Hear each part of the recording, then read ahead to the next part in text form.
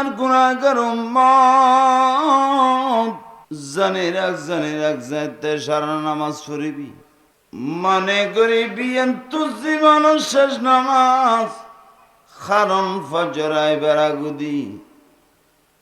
তুই উম্মতর আছ অবশ্যই আজরাইল আইতরে যখন সুবহানাল্লাহ আবার যাইতে ফজরের নামাজ পড়িবি মানে করিবি শেষ নামাজ জোর আইবার আগুদি কি আইতরে আজরাইল আইতরে আল্লাহ ইয়েন কেলগুড়ি আর নামাজ পড়িবে তৌফিক দেব